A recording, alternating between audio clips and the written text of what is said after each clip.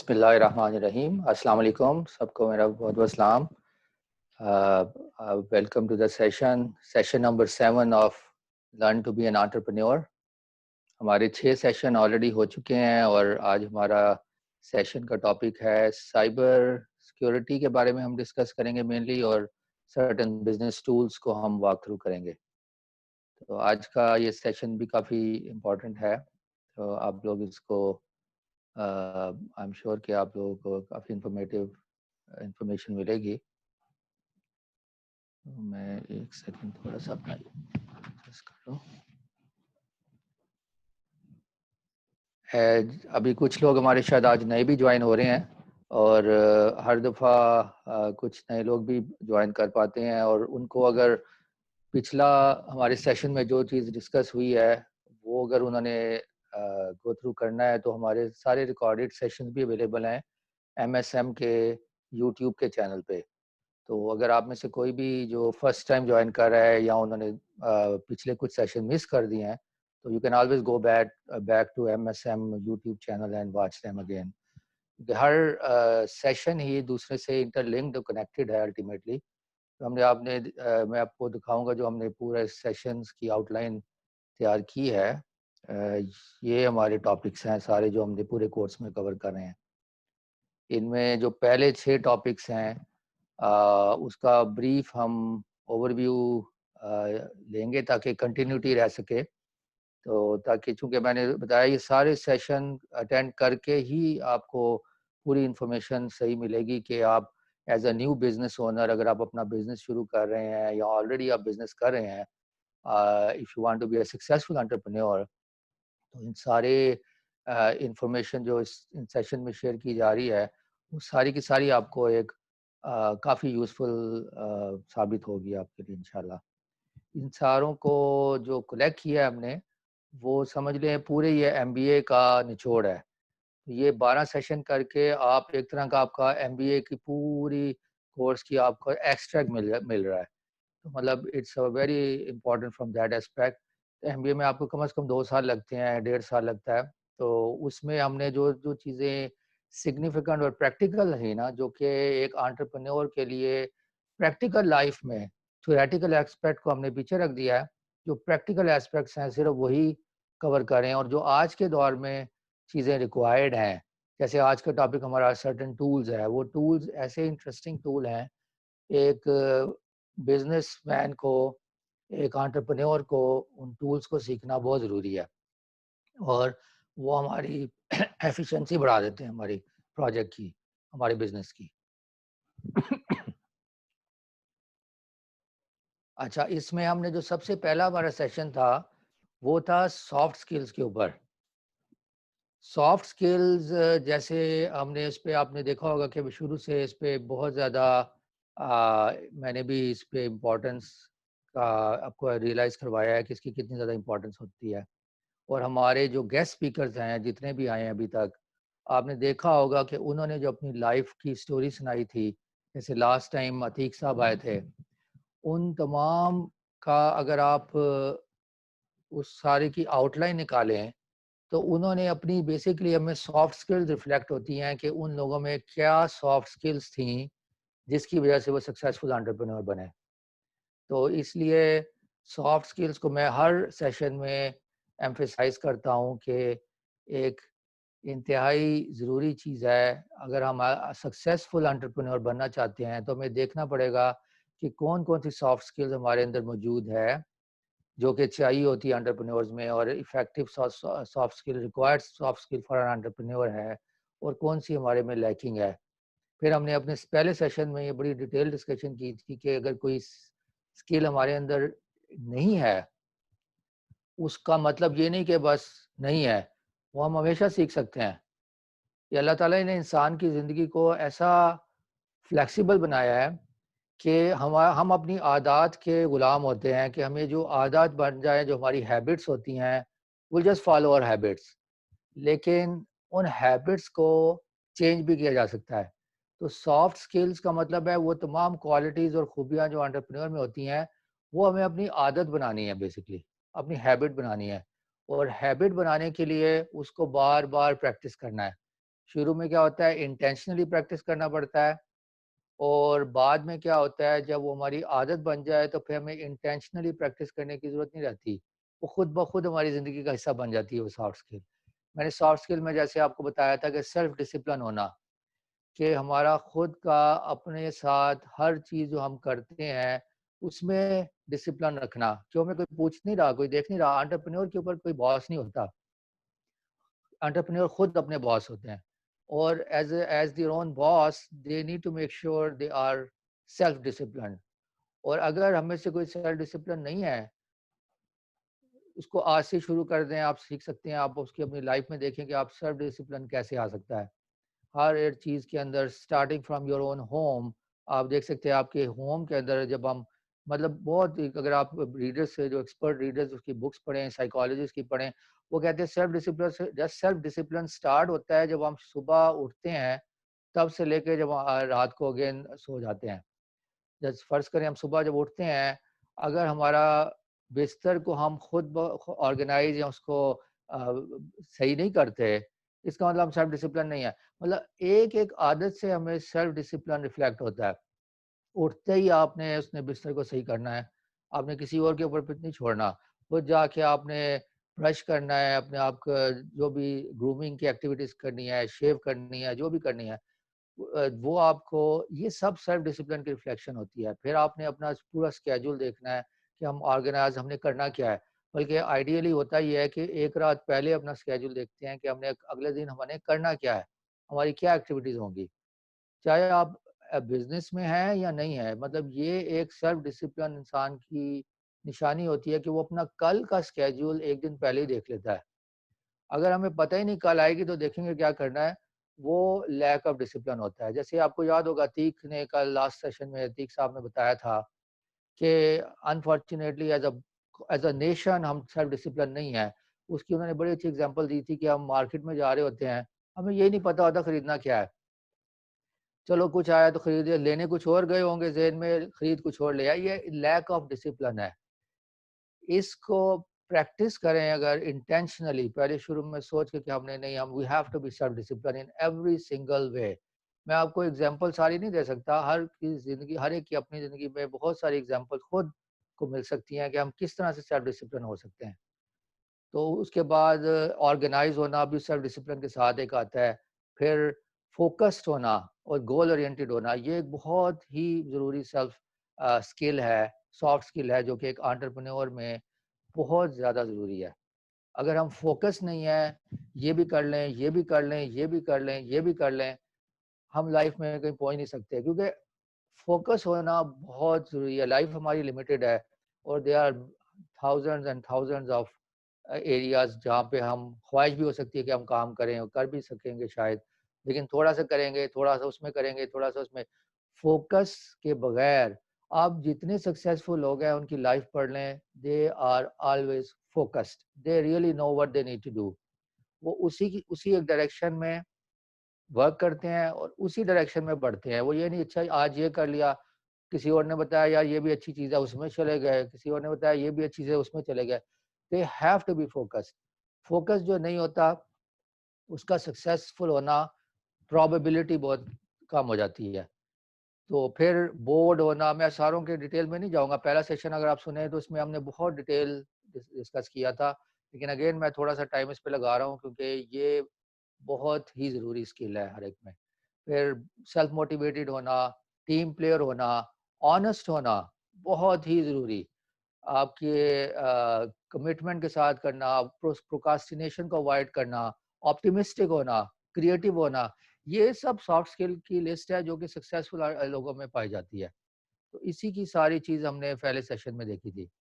फिर हमने second session में देखा था कि अब हम सॉफ्ट स्किल, हमने देखा कि अब हमारे अंदर है, क्योंकि बेहतर है कि जब तक सॉफ्ट स्किल ना हो, अपना बिजनेस शुरू करने से पहले सबसे ज़्यादा एफर्ट लगाएं कि हमारे अंदर एटलीस्ट सेल्फ डिसिप्लिन आ जाए, और हम सेल्फ मोटिवेटेड भी हों, फोकस्ड हो जाएं। ये एटलीस्ट हो जाए तो फिर हम शुरू करें अपना बिजनेस में पहला स्टेप। या लाइफ में किसी भी जगह, ज़रूरी नहीं कि बिजनेसमैन को ही सेल्फ डिसिप्लिन होना और फोकस होना ज़रूरी है। लाइफ में किसी भी शोबे में हर बंदे को होना ज़रूरी है। फिर हमने देखा था डिटेल सेशन के, अब हमने राइट प्रोडक्ट और सर्विस कैसे सिलेक्ट करनी है। अब ये नहीं कि अब किसी ने जो आइडिया दे दिया उस पर चल पड़े। उस आइडिया के बारे में हमने थोड़ा रिसर्च करनी है कि ये आइडिया हमारे लिए ठीक है कि नहीं। मे बी वो अ, एक आदमी के लिए बहुत अच्छा आइडिया है, लेकिन मेरे लिए वो आइडिया दुरुस्त है या नहीं है। उसके लिए हमने बहुत डिटेल देखा था कि किस तरह से वो देखते हैं आइडिया को। अब अपना देखते हैं, स्वॉट एनालिसिस करते हैं, फिर हम उससे रिलेटेड गैप एनालिसिस करते हैं, देखते हैं मार्केट में प्रॉब्लम क्या है, प्रॉब्लम को आइडेंटिफाई करते हैं कि लोगों का, कंज्यूमर का प्रॉब्लम क्या है जिसको हम सॉल्व करना चाह रहे हैं। फिर अपना स्वॉट एनालिसिस करते हैं, उसकी डिटेल हमने पढ़ी थी कैसे करते हैं। उसमें देखते हैं कि जो प्रॉब्लम लोगों का है, हमारी स्ट्रेंथ इतनी है, हमारे अंदर इतनी ताकत है, खूबियाँ हैं कि हम वो वाला प्रॉब्लम आइडेंटिफ़ाई कर पाएँगे।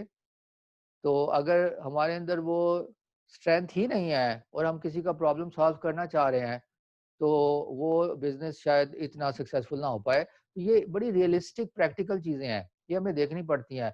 अब किसी ने कहा कि आप मैं एक एग्ज़ाम्पल दे रहा हूँ, किसी ने कहा कि चलो जी इलेक्ट्रिक के काम में बहुत स्कोप है पाकिस्तान में, चलो जी, मैं अपनी इलेक्ट्रिक शॉप बना लूँ। अगर मुझे इलेक्ट्रिक का पता ही कोई नहीं है, ना एक्सपीरियंस है, ना उसकी एबीसी पता है, तो मैं मेरी स्ट्रेंथ नहीं है। अब लोगों का प्रॉब्लम इलेक्ट्रिक में क्या आ रहा है, पहले मैंने आइडेंटिफ़ाई कर लिया कि लोग उसके टाइमली काम नहीं करके देते या कोई जो भी प्रॉब्लम आइडेंटिफ़ाई किया।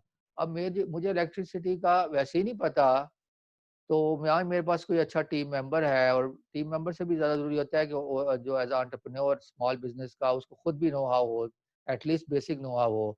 तो मैं चाहूँ कि मैं किसी का प्रॉब्लम सॉल्व कर दूँ और उसको उस बिज़नेस में आगे सक्सेसफुल हो जाऊँ, तो मतलब ये अनरियलिस्टिक एक्सपेक्टेशन होगी। तो कोई भी काम करने से पहले उस एरिया में हमें अपनी स्किल सेट बढ़ानी पड़ती है। तो स्किल सेट बढ़ाएँगे तो हमारी वो स्ट्रेंथ बन जाती है, फिर हम किसी का प्रॉब्लम सॉल्व कर सकते हैं। फिर अपॉर्च्युनिटीज़ देखते हैं मार्केट में क्या है और थ्रेट्स क्या है, तो उसको पूरे को स्वॉट एनालिसिस करते हैं। उसकी बड़ी हमने डिटेल पढ़ी थी अपने सेकंड सेशन में। फिर हमने थर्ड सेशन में देखा था कि विज़न और मिशन की कितनी इम्पोर्टेंस है। आपको डायरेक्शन नहीं पता कि हम जाना कहाँ है, क्या करना चाह रहे हैं, अगर 5 सालों में कहाँ होना चाह रहे हैं, ओवरऑल हमारा ऑब्जेक्टिव क्या है, और हम हमारे बिज़नेस जो हम बना रहे हैं उसका मकसद क्या है। जब तक यही ना पता हो, तो मतलब डायरेक्शन ही कोई नहीं हमारी फिर तो ऐसे ही हम बस जा रहे हैं, गाड़ी चलाना शुरू कर दी, ये नहीं पता जाना कहाँ है। मतलब ये बड़ी हकीकत वाली बात है, मतलब इसमें कुछ लोगों को शायद अजीब-सी लगे कि विज़न मिशन क्या ज़रूरी है जी, ये तो थ्योरेटिकल चीज़ें हैं। थ्योरेटिकल नहीं है, अब जो सक्सेसफुल लोग हैं, उनका विज़न और मिशन बहुत क्लियर होता है, और फिर उनको डायरेक्शन पता होती है, उन्होंने जाना कहाँ है, फिर वो उस पे चलते हैं और जाते हैं, सारे स्टेप्स उस पे लेते हैं। Then that's how they become successful. फिर हमने टारगेट मार्केट की सिग्निफिकेंस देखी थी कि हम सारे लोगों को टारगेट नहीं कर सकते। As a businessman, as an entrepreneur, एक new startup, we have to target और मार्केट। उसकी सेगमेंटेशन हमने देखी थी, पूरी डिटेल पढ़ी थी। फिर इससे अगला टॉपिक भी मैं मिला लेता हूँ। फिर हमने देखा था कि पोजीशनिंग क्या होती है। जब हमने टारगेट मार्केट सेलेक्ट कर दी, तो उसकी पोजीशनिंग करनी, हमारी जो प्रोडक्ट या सर्विस जो हम प्रोवाइड करना चाह रहे हैं, उसका इमेज माइंड में हमने क्या बताना चाह रहे हैं कि हम किस प्रॉब्लम का सॉल्यूशन देना चाह रहे हैं, तो उसी के मुताबिक उसकी ब्रांडिंग हम करते हैं। और ब्रांडिंग ज़रूरी नहीं है कि बड़े-बड़े ब्रांडों की ब्रांडिंग हो, छोटी दुकान की भी ब्रांडिंग होती है। वो चाहे हम चाहें या ना चाहें, वो ऑटोमैटिकली पोज़ीशनिंग हो जाती है। तो इस पे हमने बड़ा डिटेल सेशन किया था कि अगर हम ब्रांडिंग खुद नहीं कर रहे, तो खुद ब खुद ब्रांडिंग हो जाएगी, और हो सकता है वो जो ब्रांडिंग और पोज़ीशनिंग हो, वो हमारी ख्वाहिश के मुताबिक ना हो जाती है। पोजीशनिंग हर प्रोडक्ट सर्विस की खुद ब खुद हो जाती है, चाहे हमने खुद की हो इंटेंशनली या ना की हो। पोजीशनिंग का मकसद क्या है, मतलब क्या है, इन शॉर्ट आज के सेक्शन में तो मैं डिटेल में नहीं जाऊँगा। उसकी पोजीशनिंग होती है कि हमारी सर्विस की या प्रोडक्ट की किसी हमारे कस्टमर के माइंड में क्या इमेज है, वो उसको कैसे देखता है। तो वो इमेज खुद ही बन जाता है। अगर हम बनाना चाहें इंटेंशनली, वही बनेगा जो हम बनाना चाह रहे हैं। अब नहीं भी बनाना चाहें, तो वो खुद ब खुद बन गया होगा based on how we are offering that product और सर्विस। तो इसकी सिग्निफिकेंस बहुत है। आपको हमने केस स्टडीज़ देखी थी कि सिर्फ़ पोज़ीशनिंग की सही स्ट्रैटेजी ना अपनाने की वजह से कई-कई बिज़नेस फेल हो गए। वो हमने टाटा नैनो मोटर का केस स्टडी आपको याद होगा पढ़ा था, जिन्होंने इस रेगुलर सेशन अटेंड करे हैं। फिर हमने डिजिटल मार्केटिंग के ऊपर पूरा सेशन किया। लास्ट सेशन हमारा था डिजिटल मार्केटिंग के ऊपर। वो भी हमने देखा था कि डिजिटल मार्केटिंग की सिग्निफिकेंस क्या है। उससे पहले हमने लो कॉस्ट मार्केटिंग की टेक्निक्स भी देखी थी। तो मार्केटिंग इज़ वेरी इंपॉर्टेंट। जब हमने पूरी हमारी क्लियर हो जाए कि इसी डायरेक्शन में बढ़ना है और उसकी पोजीशनिंग भी कर ली, हमने उसकी टारगेट भी डिफाइन कर लिया, टारगेट मार्केट। फिर हमने मार्केटिंग करनी होती है और मार्केटिंग के लिए फिर मैंने आपको लो कॉस्ट मार्केटिंग की कई स्ट्रेटजीज शेयर की थी। फिर डिजिटल मार्केटिंग हमने लास्ट सेशन में पढ़ी थी, तो वो भी कोई देखना चाहे तो आप उसमें देख सकते हैं। तो आज का हमारा सेशन है business tools and cyber security. मैंने ये 10 मिनट पुराने सेशन का रिकैप इसलिए किया है ताकि हमारी वो एक फ्लो कंटिन्यू हो सके। कुछ लोग जो नए आए हैं उनको भी पूरा पता चल सके कि हमने क्या-क्या सेशंस अभी तक कवर किए हैं। अच्छा, बिजनेस टूल्स क्या चीज़ है? बिजनेस टूल्स होते हैं कि हमें एक ऑर्गेनाइज्ड रखने के लिए हमारा तमाम जो हम काम टास्क हमारे पास आ रहे हैं उनको एक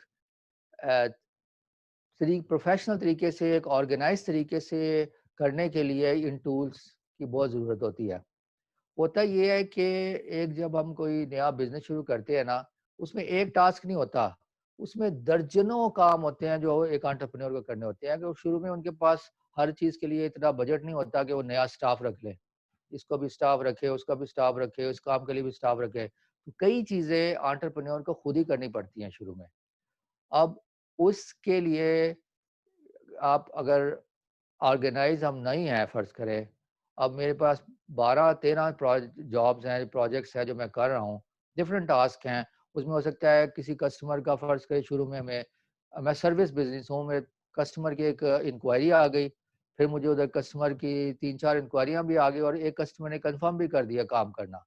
अब फिर मुझे उसकी पहले तो देखना पड़ेगा उस काम को अब करना है, उसके लिए मेरे पास टीम नहीं है अगर फ़र्ज़ करें शुरू में, तो उस सारी चीज़ों को हैंडल करने के लिए आपको कोई ना कोई टूल चाहिए होता है।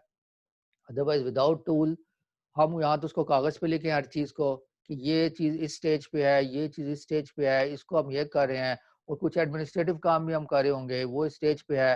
फिर उसमें होता है कि अगर आपका कोई को-ओनर है, कोई को-पार्टनर है या आपके 1-2 बंदे हायर भी कर लिए, आपके साथ जो एम्प्लॉयी आ गए, उनको आपने कोई टास्क देना है। अब वो टास्क उन्होंने कर लिया है, नहीं किया, उसका क्या स्टेटस है? फिर आपने क्लाइंट के साथ कम्युनिकेशन करनी है। अब क्लाइंट आपको बता रहा है इस प्रोजेक्ट के बारे में, वो आपको ईमेल कर रहा है, कोई टेक्स्ट कर रहा है, कोई आपको फ़ोन कर रहा है। मतलब ये इतना कुछ जमा हो जाता है कि समझ ही नहीं आती करें क्या? ये अगर जो लोग प्रैक्टिकल लाइफ़ में हैं और जो बिज़नेस भी कर रहे हैं, वो इससे रिलेट कर पाएँगे कि अगर हम इस चीज़ को ऑर्गेनाइज़ ना करें, तो इतना ज़्यादा ये हैसल हो जाता है कि एक समझें कि एक एंग्ज़ायटी लेवल बढ़ जाता है इवन एंटरप्रेन्योर का। उसको परेशानी शुरू हो जाती है कि मैं इसको कैसे मैनेज करूँ? वो शाम तक थक जाता है, फिर भी देखता है ये तो काम रह ही गया, ये मिस हो गया, ये मिस हो गया, ये मिस हो गया। तो इसका बहुत आजकल के दौर में आसान हल है कि हमारे पास बहुत सारे टूल अवेलेबल है, जो कि web based, cloud based tool है, जो इन सारे कामों को एक ऑर्गेनाइज़ करने में हमें हेल्प कर देते हैं। वो किसी किस्म का काम हो सकता है, कस्टमर का प्रोजेक्ट हो सकता है, या हमारा इंटरनल कोई एडमिनिस्ट्रेटिव काम हो सकता है, या हमारा अपना कोई और कम्युनिकेशन हो सकती है अपने स्टाफ के साथ, क्लाइंट के साथ। उन सबको हम किसी न किसी टूल पे लेके आ सकते हैं। ये मैंने अपनी स्क्रीन पे कुछ टूल्स का लिस्ट किए हैं। ये टूल्स हैं जो कि बड़े अच्छे टूल्स हैं जो कि उस वक़्त मार्केट में यूज़ हो रहे हैं। इसमें माइक्रोसॉफ्ट टीम्स है, जो माइक्रोसॉफ्ट के प्लेटफ़ॉर्म पे टीम्स एक बड़ा इम्पोर्टेंट इंटरेस्टिंग टूल है। ये आपको प्लेटफ़ॉर्म देता है विद इन द टीम्स, आप टीम बना देते हैं, आपके विद इन द ऑफ़िस आपकी टीम्स होती है, उनमें आप कम्युनिकेट करते हैं, प्रोजेक्ट का स्टेटस डिस्कस करते हैं और इसकी बेस पे आपकी ऑडियो, वीडियो कॉल्स भी हो जाती हैं। तो उसमें आपका कम्युनिकेशन का और इसका सबका कंबाइंड सा टूल है। ये बड़ा इंटरेस्टिंग टूल है। फिर मैंने आपको अवाज़ा शेयर किया है, अवाज़ा.com। आई पर्सनली लाइक अवाज़ा। अवाज़ा मैं आज आपको वॉक थ्रू भी करवा रहा हूँ अवाज़ा की।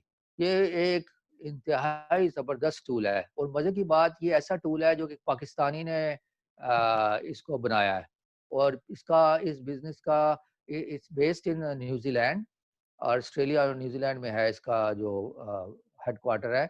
लेकिन ये इसका जो फाउंडर है, इनके वो पाकिस्तानी बंदा है। अब ये टूल पूरी दुनिया में यूज़ होना शुरू हो गया है और अभी इतना ज़्यादा पॉपुलर नहीं हुआ लेकिन काफ़ी यूज़ हो रहा है। अब इसको मैंने कई जगह पे इंट्रोड्यूस कराया, मैं भी यूज़ कर रहा हूँ अपने ऑफ़िस में भी, और हमारे जिस कंपनी के साथ मैं काम करता हूँ, उनके साथ भी इसको इंट्रोड्यूस कराया है। और बड़ा इफ़ेक्टिवली ये फॉर्च्यून 500 कंपनीज़ में अब हम इसको यूज़ कर रहे हैं, उन क्लाइंट्स के साथ। ये मतलब ये बड़ा ज़बरदस्त टूल है। और मज़े की बात, इसका बेसिक वर्ज़न फ्री है। एज़ अ एंटरप्रेन्योर आप इसको यूज़ करना चाहें, आप इसका फ्री वर्ज़न यूज़ कर सकते हैं। आपको इसका पेड की ज़रूरत ही नहीं पड़ेगी, कि उन्होंने कुछ लिमिटेड चीज़ें फ्री की हुई हैं इसमें। इसी तरह ये तमाम दूसरे टूल है, असाना, मंडे डॉट कॉम, एयरटेबल, बेसकैम्प, ये सारे टूल आप इसको एक्सप्लोर करें, यूज़ करें। इन मेजॉरिटी में इनके जो बेसिक वर्जन्स है ना, वो फ्री ऑफ कॉस्ट है। आपको सिर्फ उसका अकाउंट बनाना है, जैसे आप हॉटमेल का अकाउंट बनाते हैं, याहू का अकाउंट बनाते हैं। इसमें आपने अपना सिर्फ अकाउंट बनाना है। तो इसको फिर आप सीखें भी और इसको यूज़ करें, आपके बिज़नेस में आपको बहुत फ़ायदा होगा। अगर इसका पेड वर्ज़न भी जो लेना चाहें, इसका पेड वर्ज़न भी बहुत सस्ता है। मोस्टली टूल्स वेरी एक्सपेंसिव हैं, वो $25-30 पर यूज़र से शुरू होते हैं। ये वाला $10 का बेसिक क्लाइंट का नंबर ऑफ क्लाइंट्स के हिसाब से ये लेता है, irrespective of number of user. इसका जो बेसिक से अगला स्टेप है। फिर $20 और $30, 40, शायद 40 तक इसका मैक्सिमम है। हर किस्म का अनलिमिटेड क्लाइंट समथिंग $40 में मिलता है। तो मतलब ये है आपको, लेकिन मैंने बताया एज़ अ न्यू एंटरप्रेन्योर आपको ये फ्री टूल ही यूज़ कर सकते हैं आपको। तो मैं इनको प्रमोट नहीं कर रहा, मेरा इनसे कोई ताल्लुक नहीं है, लेकिन मैं आपको एज़ अ एंटरप्रेन्योर आपको बता रहा हूँ जो मैंने एक्सपीरियंस किया है। आप इसको इस्तेमाल करें, इस फ्री वर्ज़न का यूज़ करें और अपना फ़ायदा उठाएँ। और मैंने इसका अपने काम के लिए फ्री वर्ज़न ज़्यादा मैंने इसके 2-3 अकाउंट बनाया कि फ्री वर्ज़न भी यूज़ कर रहा हूँ और पेड भी कर रहा हूँ। पेड मेरा अपने जो प्रैक्टिकल काम में यूज़ हो रहा है, फ्री मैं कुछ और मकसद के लिए यूज़ कर रहा हूँ। मैं आपको इसका वॉक थ्रू आज बताऊँगा। इसी तरह मंडे डॉट कॉम भी इसी किस्म का टूल है। एयरटेबल, ये भी एक बहुत ज़बरदस्त टूल है। इसमें आप अपना पूरा सीआरएम, अब हमारे पास टाइम नहीं होगा हम एयरटेबल को भी गो थ्रू कर सके। ये भी जो लोग आप कर सके उसको गो थ्रू करें। आप अपना सीआरएम, सीआरएम होता है क्लाइंट रिलेशनशिप मैनेजमेंट का डेटाबेस पूरा। सीआरएम आज के दौर की बहुत ज़रूरी चीज़ है। सीआरएम होता है, कई बहुत पेड सीआरएम है, बड़े एक्सपेंसिव होते हैं, आप यू हैव टू पे a lot of money for that. ये फ्री सीआरएम आपको अवेलेबल है, इसमें लिमिटेड ऑप्शन के साथ, लेकिन आप अपना सीआरएम बना सकते हैं। पूरा जिन आपके पोटेंशियल क्लाइंट से हमारी इंटरेक्शन होती है, उसका डाटा आप एयरटेबल पे डाल दें और फिर जब भी उनके साथ इंटरेक्शन हो, उसको अपडेट करते रहें। आपको पता रहेगा कि इस बंदे आप उस बंदे से आपने दोबारा मिलना है, आपको पता होगा उसे लास्ट टाइम मैंने कब मिला था, क्या डिस्कशन हुई थी और उसके बाद अगला फ़ॉलो-अप आप उसके साथ कर सकते हैं। अब होता ये है कि अब ये सारी चीज़ें हम अगर अपने माइंड में रखें या फ़र्ज़ करें कहीं लिख भी लें, तो एक पेपर पे भी इसको ऑर्गेनाइज़ करना बड़ा मुश्किल हो जाता है, कि अब जो नए एंटरप्रेन्योर्स हैं, जो अपनी बिज़नेस डेवलपमेंट के लिए भी साथ-साथ काम कर रहे हैं, वो एक दिन में भी 10-10, 12-12 नए लोगों से मिलते हैं। आप हर रोज़ नए-नए लोगों से मिल रहे हों और फिर आप, मेरे जैसा आदमी तो अगले दिन भूल जाता है, कल मैं किस 15 लोगों से मिला था। तो अब इंसान की मेमोरी कईयों की बहुत अच्छी होती है, वो 2-3 दिन तक याद रख सकते हैं डाटा कि वो किन लोगों से मिले थे कल, परसों। कुछ लोग हैं वो 1 हफ्ते तक का याद कर सकते हैं, वो 1 हफ्ता पहले किन लोगों से मिले थे। रोज़ नए लोगों से अगर मिल रहे हैं, मैं पुराने लोगों की बात नहीं कर रहा, नए लोगों से आप मिल रहे हैं, उसको उन्होंने कोई इंक्वायरी की, कुछ आपसे बात की आपने, हफ्ते बाद तो यकीनन मेरा नहीं ख्याल किसी को भी याद होगा कि वो हफ्ता पहले 10 बंदों से मिला था, उसमें छठे बंदे की क्या रिक्वायरमेंट थी, भूल जाता है, इंसान की ज़हन की कैपेसिटी है। तो ये सीआरएम के टूल हमें डॉक्यूमेंट करने का अलाउ करते हैं, हम सब कुछ डॉक्यूमेंट करते रहते हैं विद रिस्पेक्ट ऑफ कब किससे मिले, कैसे मिले, उसको किस इवेंट पे मिले, उससे क्या डिस्कशन हुई और अगला फर्दर उसको हमने फॉलो अप क्या करना है। और फिर नेक्स्ट टाइम उससे मिलने जा रहे हो तो आप उसको ब्रीफ इमीडिएटली देखें, उसकी हिस्ट्री, आपको सारा रिफ्रेश हो जाता है। अल्लाह ताला ने माइंड बड़ा ज़बरदस्त रखा है। आल्दो भूल जाते हैं हम, लेकिन जब उसको दोबारा गो थ्रू करें, हमारा सारा कुछ रिफ्रेश हो जाता है, हमें पता चलता है, अच्छा हाँ, इससे फलां जगह मिले थे, ये बात हुई थी। अब फर्दर आप जब उससे बात करेंगे, वो सारा बैकग्राउंड ज़हन में होगा। तो ये इन टूल्स का फ़ायदा है सीआरएम टूल का। तो एयरटेबल में मैंने आपको बताया, उसमें हमारे पास आज टाइम नहीं होगा वॉक थ्रू करने का, लेकिन आप में कोई एक्सप्लोर करना चाहे एयरटेबल को करें। इसका आपको उसमें कई उनके डेटाबेसेस हैं। एक सीआरएम का उन्होंने सैंपल डेटाबेस बना के दिया हुआ है अपने फ्री वर्ज़न में। वो आप देखें और उसको कॉपी करके अपना डेटाबेस भी बना सकते हैं आप। अच्छा, जैसे मैंने आपको बताया था, मैं आपको अवाज़ा का वॉक थ्रू कराऊँगा, क्योंकि अवाज़ा एक ऐसा टूल है जिसमें आप प्रोजेक्ट अपने क्रिएट कर सकते हैं और प्रोजेक्ट में टास्क होते हैं और उसमें सब टास्क बनाते हैं। फिर आप टास्क को असाइन कर सकते हैं कि देखिए ना, कोई भी हमारा प्रोजेक्ट होता है ना, प्रोजेक्ट का मतलब ये नहीं कोई हम कोई कंस्ट्रक्शन का प्रोजेक्ट शुरू कर दें। एक फर्ज करें हमारे पास एक कोटेशन ही आई, एक इंक्वायरी आई है, वो हमारा प्रोजेक्ट है। हर चीज़ एक प्रोजेक्ट है। उस प्रोजेक्ट को आप टास्क में डिवाइड करते हैं। डिवाइड का मतलब है कि उसमें अच्छा इस पूरे काम जो हमने करना है, काम को मैं प्रोजेक्ट कह रहा हूँ, इस काम के क्या-क्या स्टेप्स हैं। अब उस स्टेप को आप लिखते हैं, या तो पेपर में लिखेंगे या इस टूल में डालें।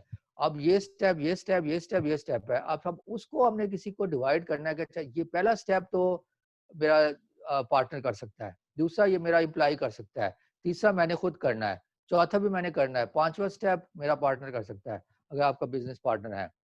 तो ये आपकी इसको कहते हैं टास्क असाइनमेंट। तो पहले आप प्रोजेक्ट डिफाइन करते हैं, फिर उसमें आप टास्क डिफाइन करते हैं, फिर सब टास्क भी बना सकते हैं। सब टास्क की ऑप्शनल होता है, लेकिन आप टास्क के अंदर फिर उसमें ड्यू डेट डाल सकते हैं कि इस टास्क की ड्यू डेट क्या है। फिर आप उसके कम्युनिकेशन भी कर सकते हैं उस टास्क से रिलेटेड। अच्छा ये वाला टास्क था, फर्ज करें मैं दोबारा बता रहा हूँ कि किसी ने कोटेशन ही मांगी। वो मैं इतना छोटे से टास्क की बता रहा हूँ, छोटा सा प्रोजेक्ट कि एक क्लाइंट का आपने प्रपोजल भेजनी है, ये आपका प्रोजेक्ट है। उसमें सबसे पहले होगा कि उससे रिलेटेड जो प्रपोजल में जो प्रोक्योरमेंट से रिलेटेड चीज़ें हैं उसकी रिसर्च करना, उसकी कॉस्ट क्या आ रही है, ये एक आपका टास्क हो गया। ठीक है, ये आपने टास्क अपने पार्टनर को असाइन कर दिया।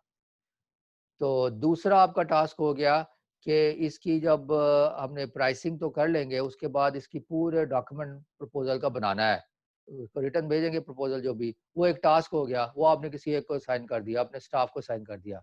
तीसरा आपका टास्क अपने लिए ले लिया, आपने रिव्यू करना है और उसको सारा कुछ जब आएगा उसकी फाइनलाइज़ करना है, उसको सारे को करना है, मतलब 3 ही टास्क इसमें दे लें। अब 3 टास्क आप इसमें बना के उसमें ड्यू डेट सबको दे दी, आपने स्टाफ को ड्यू डेट दे दी है कि 2 दिन बाद तुमने मुझे ये सारा कुछ बना के देना है। आपके पार्टनर की ड्यू डेट हो गई कि उसने कल तक आपको पूरा इसकी कॉस्टिंग देनी है और आपकी आपकी ड्यू डेट 3 दिन में आपने पूरा प्रपोज़ल फाइनल करके भेज देनी है। 3 टास्क आपने उसका बना लिए।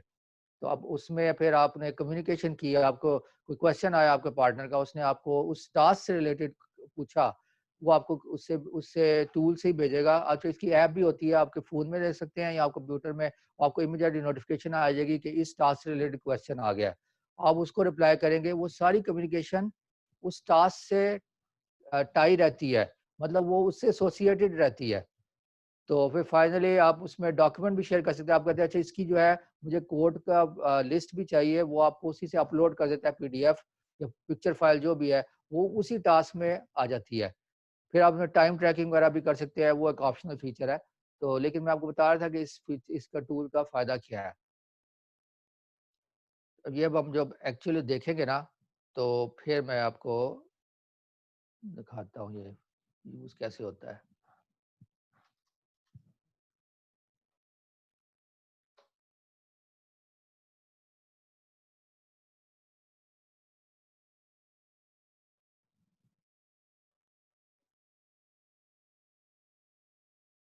अच्छा ये मैं स्क्रीन पे लेके आ रहा हूँ।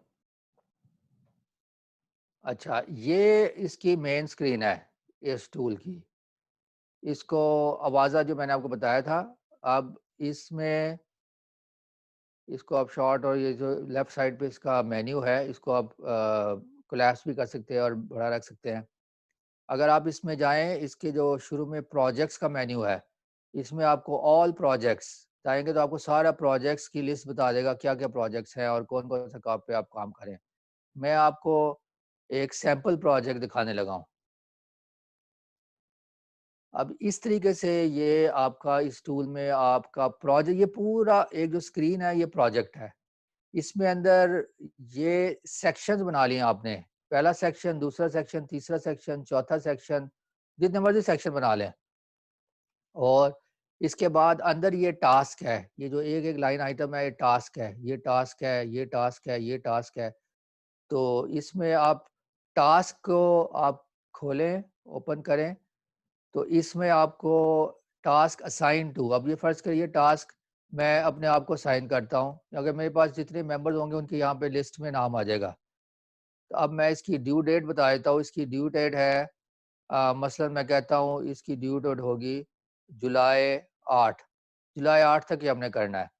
इसकी प्रायोरिटी अर्जेंट है, हाई है, जो भी मैं करना चाहूँ मीडियम है, मैं कहता हूँ इसकी हाई प्रायोरिटी है।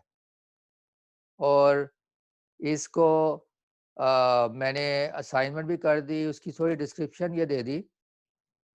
यहाँ पे डिस्क्रिप्शन है, मतलब ये आपको पता हो ये टास्क में करना क्या है, यहाँ पे आप डिस्क्रिप्शन दे सकते हैं इसकी, टास्क की डिस्क्रिप्शन।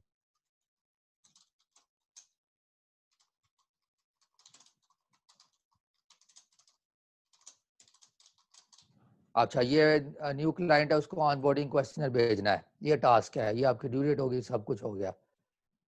अच्छा, अब यहाँ पे इसको ऑटो सेव हो जाता है, इसको सेव करने की जरूरत नहीं, जो मैंने बंद किया वो सेव हो गया।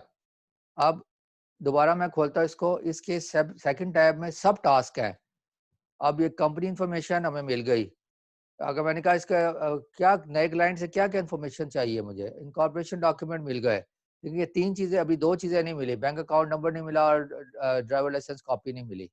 अब यहाँ पे शुरू में अगर आप इसको क्लोज करें, आपको बाहर बता रहा है 2 आउट ऑफ 4 सब टास्क हैं जो अभी नहीं हुए, और 4 सब टास्क थे, इस टास्क के 4 सब टास्क थे जिसमें 2 हो गए हैं, 2 नहीं हुए।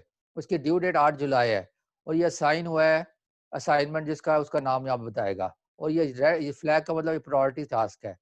अच्छा, अब इसमें मुझे अपने किसी मेंबर को, सब मेंबर को जो मेरे टास्क टीम में, फर्ज करें मैं इस टास्क का साइनिंग मुझे किया है और असाइनमेंट जो है वो जिसने किया, मैंने किसी के साथ कम्युनिकेट करना है विद इन आवर कंपनी, मैं उसको मैसेज करूंगा टैग करके। जैसे अब टैग तो हर एक को पता होता है टैग कैसे होते हैं।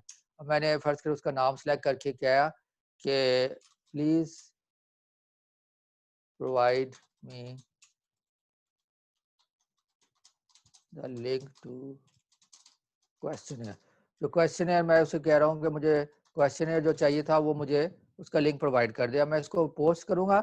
अब उस बंदे को ईमेल चली जाएगी और उसके पास ऐप में उसको नोटिफिकेशन आ जाएगा कि ये क्वेश्चन है इस टास्क से रिलेटेड, ऑन बोर्डिंग क्वेश्चनर का जो टास्क है उससे रिलेटेड मैंने क्वेश्चन किया है कि ये मुझे प्लीज प्रोवाइड कर दे। ये आपके विद इन द टीम में बात कर रहा हूँ। अच्छा, अब इसी में आप एक्सटर्नल क्लाइंट को भी ऐड कर सकते हैं, और मजे की बात, ये टूल इस लिहाज से बहुत अच्छा है कि आप एक्सटर्नल क्लाइंट के साथ भी कम्युनिकेट कर सकते हैं इधर।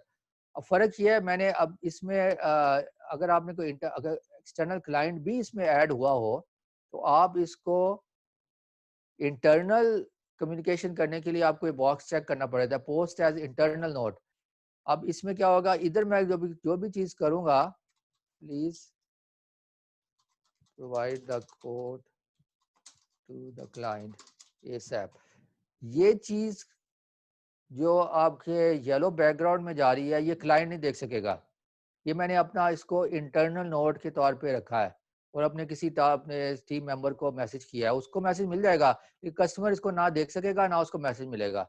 अगर मैं इसको अनचेक करूं तो वो चीज सारे देख सकते हैं, आपके इंटरनल टीम वाले भी देख सकते हैं, आपके क्लाइंट्स भी देख सकते हैं, सब लोग इसको देख सकते हैं।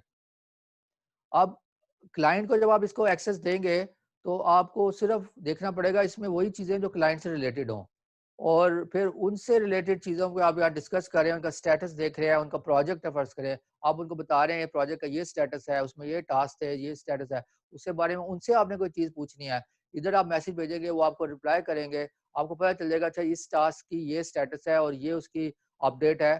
क्लाइंट आपका बड़ा खुश रहेगा कि आपने उसको इतना ऑर्गेनाइज तरीके से कम्युनिकेशन प्लेटफॉर्म दे दिया।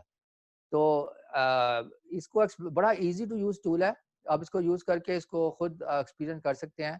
तो मैंने जैसे बताया, ये मैंने ही इसको इंट्रोड्यूस करके बहुत सारी जगह पे यूज कर रहे हैं और इतना इफेक्टिवली यूज हो रहा है कि एक बड़ी बड़ी बड़ी वजह इसको प्रमोट करने की ये भी थी, एक तो इसकी कॉस्टिंग बाकी टूल से बहुत रीजनेबल थी, दूसरा इसका फ्री वर्जन बड़ा पावरफुल है। आप मोस्टली आपका इसमें 5 प्रोजेक्ट फ्री वर्जन में अवेलेबल है, आप कोई से 5 प्रोजेक्ट शुरू कर सकते हैं, उसको आर्काइव कर दें, फिर 5 आपका अवेलेबल हो जाता है नंबर, मतलब जरूरी 5 एक्टिव प्रोजेक्ट आपके हो सकते हैं, 5 के बाद अगर हो तो फिर आपको पे करना पड़ता है। तो ये इफेक्टिवली फॉर्च्यून 500 कंपनी से लेके छोटे बिजनेस तक ये हम टूल यूज कर रहे हैं और बड़ा जबरदस्त इसका हमें रिजल्ट मिल रहा है। तो इसको मैं बस आपको बताना चाह रहा था कि इट्स वेरी यूजफुल, अगर आप इसको यूज करेंगे तो इट्स गोना बी आपको फ़ायदा होगा बिजनेस में। तो इस तरह के जो दूसरे टूल मैंने आपको बताए हैं, अवाज़ा के बाद असाना एक टूल है, वो भी बड़ा पावरफुल टूल है।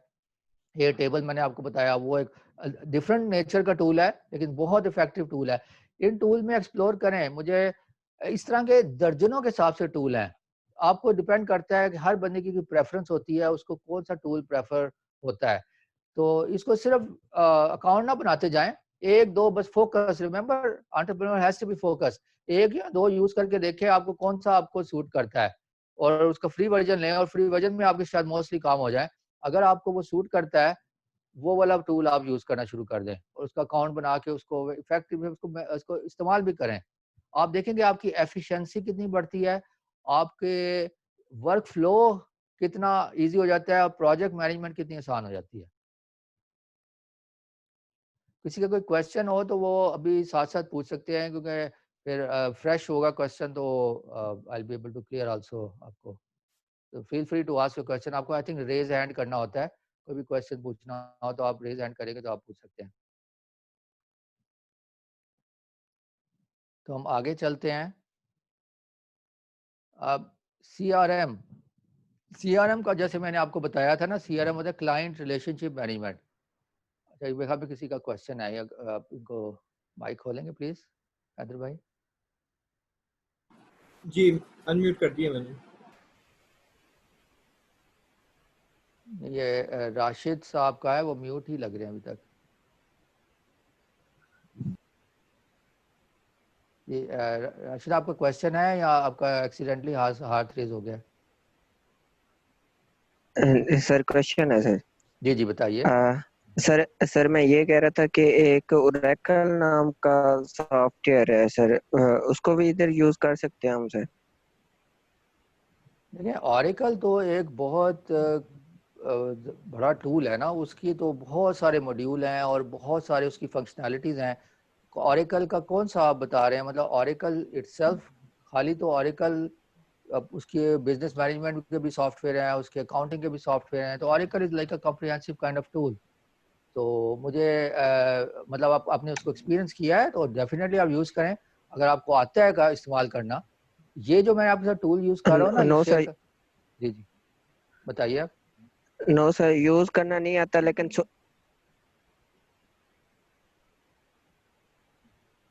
सर यूज तो नहीं किया, लेकिन सुना है कि वो बहुत अच्छा टूल है, मतलब सॉफ्टवेयर अच्छा है मैनेज करने के लिए सर बिजनेस को। हाँ देखिए, ऑरेकल जो है ना, वो एक बहुत कॉम्प्लिकेटेड टूल है फर्स्ट ऑफ ऑल। और ये जो टूल सारे मैंने आपके साथ शेयर किए ना, ये ऐसे टूल हैं जो कि एक आवाज आ रही है सर? यूज़र फ्रेंडली हैं। ये आपकी आवाज़ आ रही है? मैंने सुन लिया आपका क्वेश्चन। ये टूल्स जो सारे आपके सामने नज़र आ रहे हैं ना, ये इसको कहते हैं प्रोजेक्ट मैनेजमेंट टूल या वर्क फ्लो मैनेजमेंट टूल। अगर ऑरेकल का भी कोई वर्क फ्लो मैनेजमेंट का कोई टूल अवेलेबल है, इटसेल्फ ऑरेकल, उसके कॉम्प्रिहेंसिव बहुत सारे एप्लीकेशंस हैं ऑरेकल की। तो ये अगर उनकी भी कोई प्रोजेक्ट मैनेजमेंट की, कोई वर्क फ्लो मैनेजमेंट की एप्लीकेशन है, आप वो इस्तेमाल करके देखें, ज़रूर देखें। तो अगेन बात वही आ जाती है, किसी ने अगर कोई चीज़ आपको बताई है, तो हो सकता है उसने किसी और कॉन्टेक्स्ट में जर्नल बताई हो। आपको स्पेसिफिक होना है, फोकस्ड होना है। आपको क्या चीज़ है, किस लिए इस्तेमाल करनी है, उसका आपको क्या फ़ायदा हो सकता है, क्या आप सीख सकते हैं। तो ये सारी चीज़ें आपने देखनी होती है। क्या वो आप अफोर्ड कर सकते? ऑरेकल आई थिंक उसका तो फ्री वर्जन भी कोई नहीं है शायद, जहाँ तक मेरे नॉलेज में है। अगर ऑरेकल का कोई प्रोजेक्ट मैनेजमेंट टूल है, उसका फ्री वर्जन भी है, आप उसको ट्राई करके देखें। और क्लाउड बेस्ड होना चाहिए। ये सब क्लाउड बेस्ड है, मतलब ये वेब बेस्ड है, उसको आपको कोई एप्लीकेशन खरीदनी नहीं पड़ती, डाउनलोड नहीं करनी पड़ती, ये सब आपके वेब पे हो जाते हैं। तो इस तरह से अगर आपको कोई भी टूल हो, किसी के बताया हो, उससे रिक्वेस्ट करें आपको थोड़ा और गाइड करे, क्या वो उसको यूज़ कर सकते हैं, कैसे यूज़ कर सकते हैं। खुद आप एक्सपीरियंस करके देखें, आप अपने हिसाब से देखें कि आप सीख सकते हैं, आपको उसमें क्या फ़ायदा होगा। At the end of the day, अगर हमारा टाइम बच रहा है, हमारा काम एफिशिएंट हो रहा है, वो टूल अपनाएं। अगर एट द एंड आपको कुछ, मैंने देखे हैं ऐसे बिजनेसेस में, काफ़ी कंट्रीज में काम भी किया है, बहुत सारे ऑर्गेनाइजेशन में। कुछ लोग टूल्स तो ले लेते हैं, लेकिन वो टूल्स उनको और स्लो कर देते हैं। जैसे पहले काम हो रहा होता है, उससे भी स्लो अगर हो जाए, ऐसे टूल का कोई फायदा नहीं। टूल हमेशा वो यूज़ करें जो आपको, आपके बिजनेस को, आपके कामों को एफिशिएंट करे, उसमें आपका टाइम बचाए। Otherwise tool just to have a tool, उसका तो कोई फायदा नहीं ना, कि just sake of having a tool आप टूल ले लिया। इसका फायदा ये है कि हमें हमारा टाइम बचे, हम एफिशिएंट हो जाएं, तो उस मकसद में आपका टूल का फायदा है। तो इसलिए इसको आप मतलब जो भी कोई टूल हो, डजेंट मैटर, ये तो मैंने बताया ना दर्जनों के हिसाब से टूल हैं, तो ये तो चंद एक नाम मैंने आपको बताए हैं, इनको देखिए। तो ये सारे CRM से रिलेटेड टूल हैं, सेल्स फोर्स है, हब स्पॉट है, ये सब यूजुअली इनके आई थिंक लाइट वर्जन भी अवेलेबल है। एयर टेबल मैंने आपको बताया था, ये इसका फ्री वर्जन अवेलेबल है, आपको ट्राई। इसमें CRM का बहुत अच्छा टूल है, अब मैं खुद भी इसको इस्तेमाल कर रहा हूँ। जोहो है, monday.com में भी CRM अवेलेबल है, माइक्रोसॉफ्ट का एक CRM है, डायनेमिक CRM, वो भी अवेलेबल है। मतलब ये काफ़ी किस्म के टूल है, जिस लेवल पे आपका यूज़ करना चाहें वो आपको इनका सोल्यूशन प्रोवाइड करेगा। लेकिन एंट्री लेवल के लिए आई वुड रिकमेंड आप एयर टेबल यूज़ करें, उसका फ्री वर्जन में आपको सारी CRM हो जाएगी। अच्छा, अब एयर टेबल का टाइम चूँकि अब लिमिटेड है, मैं डिटेल तो वॉक थ्रू नहीं करा सकूंगा, लेकिन मैं आपको क्विकली एक उसका ओवरव्यू दे देता हूँ, ताकि आपको आइडिया हो जाए को कैसे नज़र कैसे आता है।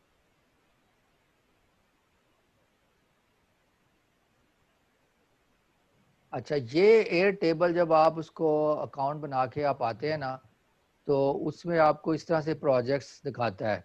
ये उसके कुछ सैम्पल प्रोजेक्ट है, उन्होंने खुद बनाए हुए हैं। अब इसी सैम्पल प्रोजेक्ट को यूज़ करते हैं आप अपना प्रोजेक्ट उसकी कॉपी करके अपने लिए ये बना सकते हैं। जैसे ये सेल्स CRM, जो मैं आपको CRM बोल रहा था ना, ये सेल्स CRM उन्होंने पूरा बना के दिया हुआ है आपको। ये अगेन एक सैम्पल है, इसको आप अपने लिए यूज़ करें। अब ये सारे कॉन्टैक्ट्स हैं जिसकी उन्होंने लिस्ट दी हुई है इधर, फिर उसका नाम, अकाउंट, ईमेल, फ़ोन नंबर, जिन लोगों से हम मिलते हैं ना उन सब की नाम है। फिर इंटरेक्शन, कि कहाँ कहाँ हमारा उनसे इंटरेक्शन हुआ। फ़र्ज़ करें ये हमने देखना है, ये इस बंदे से जो भी बंदे का नाम था, ये इतनी जगह पे ये मिला हमें, पहले इधर मिला, इस तारीख को मिला, इस टाइम पे मिला, इधर मिला, इस तारीख पे, इस टाइम पे मिला। इसकी डिटेल देखनी है, उसको क्लिक करें। जो लीगल डिस्कशन हुई उससे, उसके बारे में थोड़ा वो डिटेल डाल रहे हैं, क्या उससे डिस्कशन हुई। तो इस तरह से ये काम करता है। पहले आपका कांटेक्ट होता है, कांटेक्ट के बाद आप उसका क्लाइंट का डिटेल डालते हैं, फिर इंटरेक्शन डालते हैं, फिर अपॉर्चुनिटीज, इससे रिलेटेड आपको पोटेंशियल क्या अपॉर्चुनिटी है जो आप इसको इस्तेमाल कर सकते हैं, मतलब जो आपको फायदेमंद, आपका कल को क्लाइंट आपका बन सकता है। तो ये इस तरीके से काम होता है। इसको आप देखेंगे ना, इसमें अपॉर्चुनिटीज का टैब भी लगा है, आपने खाली फोकस करना अपॉर्चुनिटीज को। तो अब क्वालिफिकेशन स्टेज पे, अपॉर्चुनिटी डिफरेंट स्टेजेस पे होती हैं। क्वालिफिकेशन स्टेज, प्रपोजल स्टेज पे, क्लोज्ड, यानी आप ऑलरेडी कस्टमर बन गया है, वैल्यूएशन स्टेज पे है, लॉस्ट मतलब आपका कस्टमर नहीं बना, स्टिल पार्ट ऑफ CRM, लेकिन आप बता रहे हैं कि जो अपॉर्चुनिटी थी वो लॉस्ट हो गई है।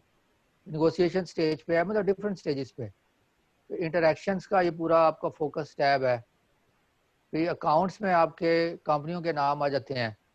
कॉन्टैक्ट्स में कॉन्टैक्ट नेम हो सकता है ना, एक कंपनी में आपके 4 भी कॉन्टैक्ट हों, तो वो अकाउंट तो एक ही होगा लेकिन कॉन्टैक्ट 4 हो जाएंगे उसके। तो this is how the CRM works. ये वाला CRM का अगेन फ्री टूल है और बड़ा आसान भी है इस्तेमाल करना। CRM के टूल बड़े बड़े कॉम्प्लिकेटेड भी होते हैं, लेकिन सीखना पड़ेगा। अगर आपको इसको सीखना है तो YouTube को अंदर आपकी वीडियोस आपको अवेलेबल होंगी, आपको पूरा टूल का वॉक थ्रू भी करवा देगी एक एक स्टेप पे। इन सेशन में हमारे पास इतना टाइम नहीं होता कि हम एक एक चीज़ को वॉक थ्रू करें, एक एक चीज़ को देखें, क्योंकि हमने बड़ा कुछ और भी कवर कर रहे हैं। लेकिन कोई इसमें इंटरेस्टेड है, यूट्यूब पे जाएं, आपको एयर टेबल CRM का गूगल करें, अब यूट्यूब में करें, आपको कई ट्यूटोरियल मिल जाएंगे।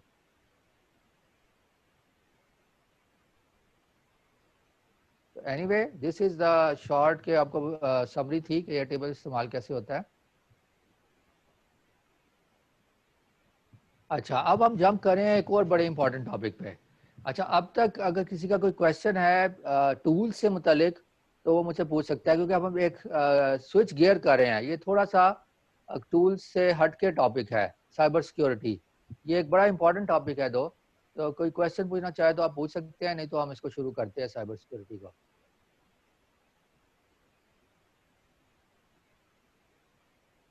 मुझे अगर 1 मिनट दें, मैं ज़रा पानी पकड़ लूँ, मैं आता हूँ, आ रहा हूँ।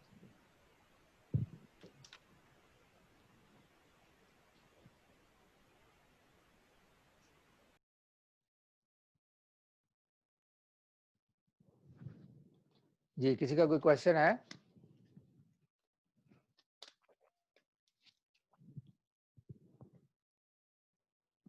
सही है, चलिए हम आगे बढ़ते हैं। Cyber security.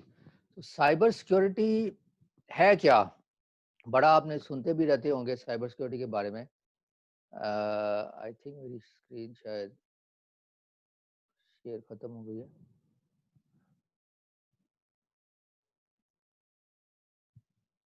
जी, ये मेरी स्क्रीन नज़र आ रही है आपको, ये साइबर सिक्योरिटी वाली? ये सर शो हो रही है। सही है। अच्छा, तो साइबर सिक्योरिटी कहते हैं कि देखिए आजकल हर चीज़ ऑनलाइन है।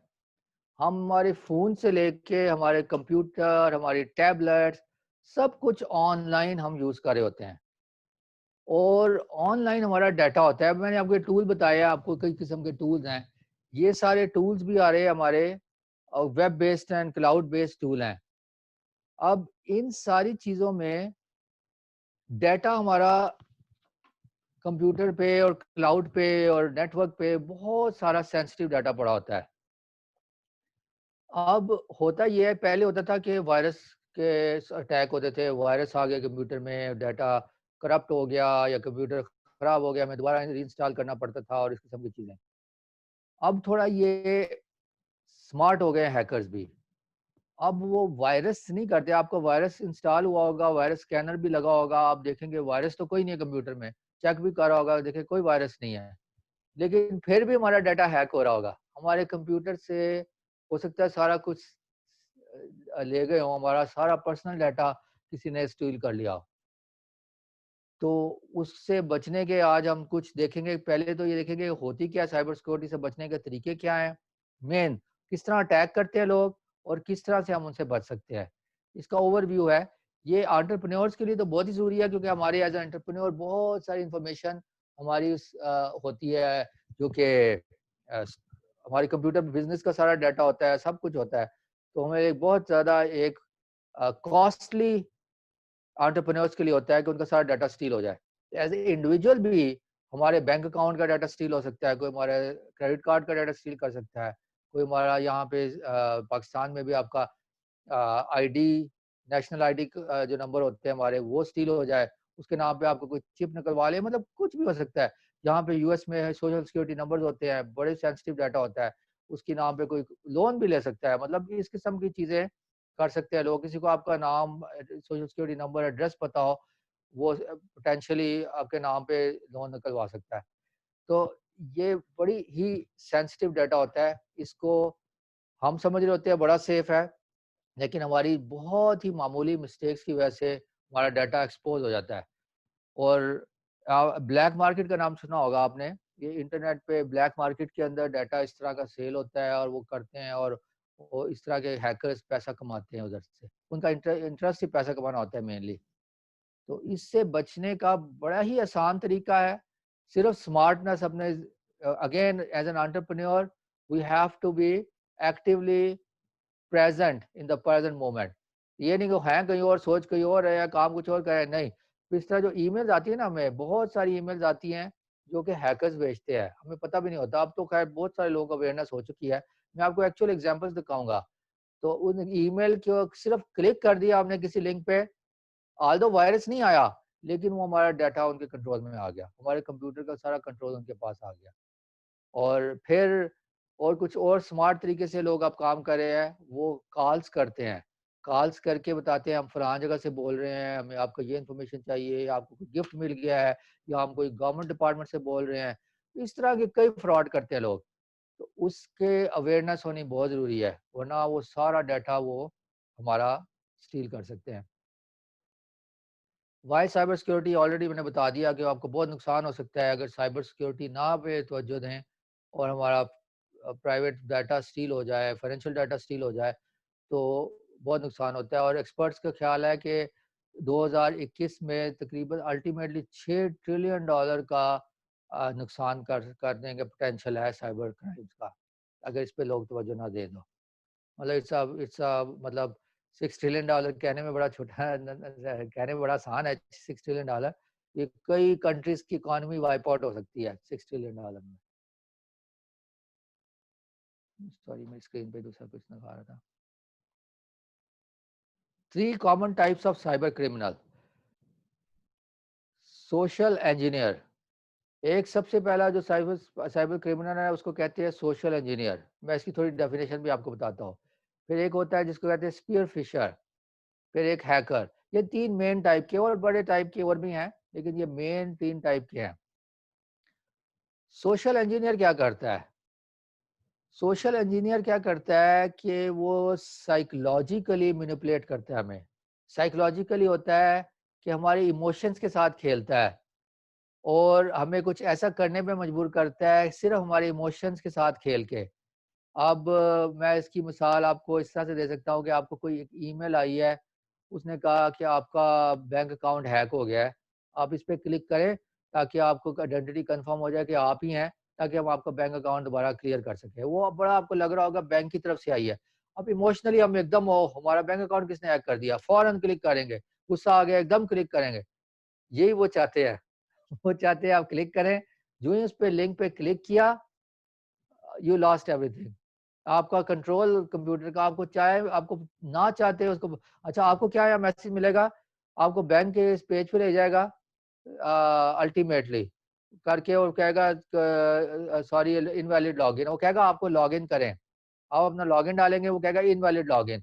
आप कहेंगे पता नहीं क्या हो गया, आप अल्टीमेटली वो क्लोज कर देंगे। लेकिन आपने जो यूजर आईडी पासवर्ड डाला, वो बैंक का नहीं, वेबसाइट तो उनकी अपनी वेबसाइट थी। उन्होंने बैंक से मिलती जुलती वेबसाइट बनाई हुई थी जिसमें हमने यूजर आईडी पासवर्ड डाला। अब उनको हमारा पता चल गया कि इस बैंक में हमारा यूजर आईडी और पासवर्ड ये है, तो दे गॉट द इन्फॉर्मेशन। तो इधर फिर हम कहते हैं अच्छा शायद जो भी है हम भूल भी गए, वो उनके पास हमारा सारा कंट्रोल आ गया।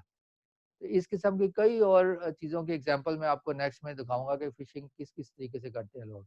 ये ज़्यादातर ईमेल्स के थ्रू ही होती है। आपको ईमेल आती है, कोई मैसेज आया आता है, उसमें बड़ा सेंसिटिव, वो कुछ इमोशनली आपको मैनिपुलेट करते हैं, तो हम इमीडिएटली लिंक को क्लिक करने की तरफ जाते हैं। इसका असूल क्या है कि कभी भी ईमेल का लिंक क्लिक ना करें अनलेस आपको श्योर हो कि ऑथेंटिक ईमेल है। उसका एक और तरीका भी होता है कि अगर आप किसी ईमेल के ऊपर लिंक आया है ना, उसके ऊपर माउस लेके जाए ना कर्सर उस लिंक के ऊपर, तो उसके ऊपर आपको पूरा उसका यूआरएल कहते हैं, या पूरा उसका जो यूआरएल कहते हैं, पूरा जो आपका वेबसाइट का एड्रेस होता है वो दिखा रहा होता है। अगर आपका फ़र्ज़ करें बैंक का वो ईमेल आई है और आप क्लिक करने से पहले, मैं आपको बता रहा हूँ, क्लिक करना करना नहीं, आपने क्लिक से पहले सिर्फ़ माउस ऊपर लेके जाएँ, वो माउस ऊपर आपको दिखाने लग जाता है लिंक, छोटे से डिटेल में दिखाता है लिंक क्या है। अगर वो कोई बड़ा अजीब से किस्म का लिंक हो, कभी भी क्लिक ना करें। अगर वो क्लियरली आपके वेबसाइट एड्रेस बैंक ही दिखा रहा है, तो फिर वो ऑथेंटिक हो सकती है। लेकिन most of the time bank आपको कभी भी ईमेल नहीं भेजता कि आप उससे क्लिक करें, लिंक को क्लिक करें। वेरी वेरी अनयूजुअल, बहुत रेयर है, कभी भी कोई नहीं भेजता बैंक। इसलिए अगर आपको कोई कहे, ईमेल आई भी हो कि आपका अकाउंट हैक हो गया, आपको दोबारा लॉगिन करें, या आप उसको ईमेल को क्लोज करें, एक नया ब्राउज़र की विंडो खोलें, उसमें आप नया अपना यूज़र आईडी डालें और पासवर्ड डालें और लॉगिन करें वैसे। आपको पता चल जाएगा आपका अकाउंट हैक भी हुआ है या नहीं हुआ हुआ। वहीं से आपको पता चल जाएगा कि ब्लॉक हुआ है या नहीं हुआ। अगर ब्लॉक हुआ है तो बैंक को फ़ोन करें और फ़ोन पे उनको कहें कि आपका लोग खोल दें। मतलब कोई भी ईमेल से लिंक क्लिक ना करें अनलेस यू आर श्योर कि वो जेन्युइन लिंक है। फिर एक और तरीके से सोशल इंजीनियरिंग करते हैं ये।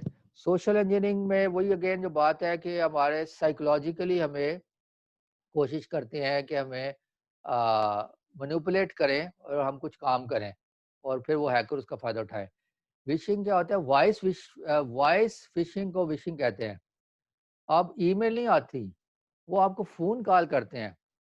अब मैंने इस कई केस सुने हैं, पाकिस्तान में भी हुए हैं, जैसे यूएस में भी बहुत होते हैं। यहाँ पे टैक्स कलेक्शन का डिपार्टमेंट है ना, उसको कहते हैं आईआरएस। अब यहाँ पे फेक आईआरएस की कॉल करते हैं, जी आपके टैक्स ड्यू है, आपने नहीं दिया, आप पुलिस भेज रहे हैं, आपको फौरी तौर पे इतने पैसे देने हैं वरना आपको पुलिस पकड़ लेगी। अब जो बेचारे कई लोग हैं वो घबरा जाते हैं, वो कहते हैं अच्छा यार किस तरह से देने हैं, वो आपको बताता है डेबिट कार्ड से ये वो करके दे के, वो ख़त्म, वो पैसा आपका लूज़ हो गया।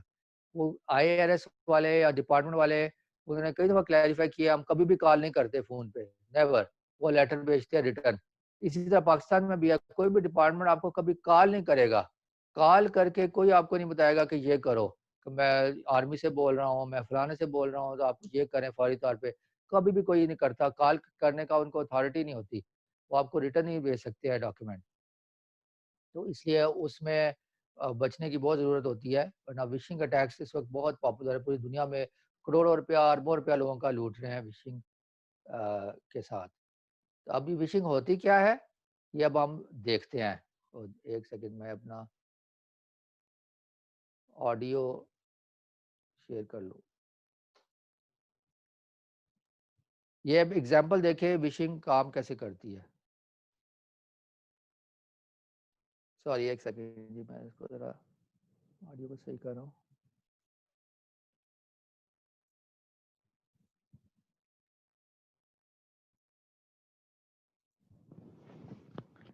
जी, ये देखा आपने कि किस तरीके से जिसको कहते हैं वॉइस फिशिंग। तो उस सिर्फ उसने बैकग्राउंड में बेबी की आवाज़ लगाई और इमोशनली बेसिकली इमोशनली एक्सप्लॉइट किया, जिसके साथ वो सेल फोन प्रोवाइडर कंपनी के साथ और उस दूसरे बंदे का पूरी डिटेल ले ली। तो अगर आप किसी कंपनी में आप जॉब करते हैं या आप किसी कंपनी आपको खुद अपनी कंपनी है, तो इस किस्म की कॉल जो आती हैं तो you have to be more careful. मतलब ये पूरी दुनिया में अब चल रहा है ट्रेंड, ये सिर्फ बाहर या यूएसए या यूरोप में नहीं है, हर जगह इस किस्म के काम हो रहे हैं और उस जगह के माहौल के मुताबिक लोग उसको यूज़ करते हैं। जो भी उस एनवायरनमेंट में इमोशनल चीज़ें होती हैं उसको यूज़ करते हुए लोगों को एक्सप्लॉइट करते हैं। तो you have to be very careful, it's a real thing लोगों के साथ हो रही है। ये एक और विशिंग की एग्जांपल है, ये भी इसको मैं आपको दिखाना चाहूँगा।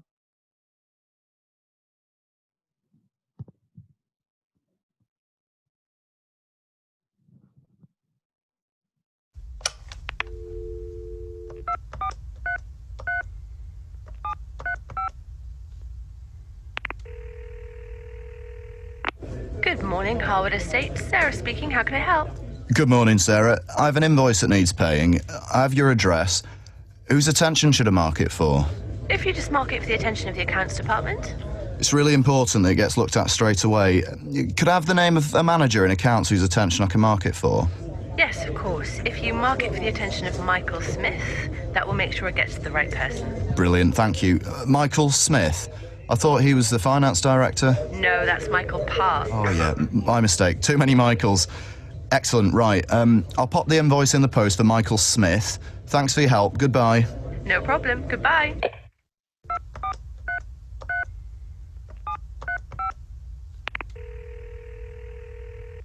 Good morning, Harwood Estates. Sarah speaking. How can I help? Good morning. Can I speak with Michael Smith in accounts, please? Who's calling? My name is James Maskell, and I'm calling from the fraud team at National Bank. Okay, I'll put you straight through. Mike Smith speaking. How can I help? Good afternoon, Mr. Smith. My name is James Maskell, and I'm calling from the fraud team at National Bank. Mr. Smith, have you made any payments today? Yes, we made a couple. Why? Because some of the payments have been blocked. Was it you that made the payments, or Mr. Parks, perhaps? I keyed them, but Michael authorised them. Can I ask what this is about? Our payment profiling system has highlighted that some of your payments are suspicious and may in fact be fraudulent. I just want to check whether these payments are in fact genuine, because if not, we need to act quickly to cancel them. Have you made a payment today to a T-Right for £15,600? No. How about £46,000 to Rogers? £46,000? Definitely not.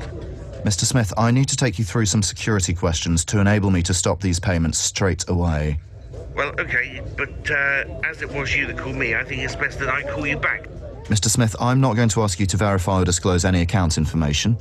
Your relationship manager has asked me to contact you. Don't worry, Mr. Smith. We can stop these payments from being released, but speed is of the essence. We need to act straight away, so can you confirm your online banking username, please? Okay, it's Smith. All capital letters, then 1, 2, 3. Thank you, Mr. Smith. Now, I need you to generate a passcode to enable me to cancel these payments. Passcode? Yes, Mr. Smith, I appreciate this request is unusual, but for me to stop these payments, I will need this. It's showing 4579. Excellent. Thank you, Mr. Smith. Okay, I have stopped those payments. If you have a pen to hand, I'll give you a reference number.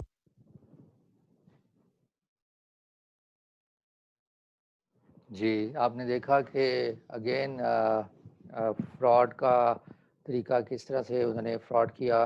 पर basically एक पूरी company की bank details ले ली। अब वो तो होता है कि आज के दौर में सिर्फ आपको यूज़र आईडी और पासवर्ड पता चल जाए, तो सारे का सारा बैंक अकाउंट किसी और के कब्ज़े में हो जाता है।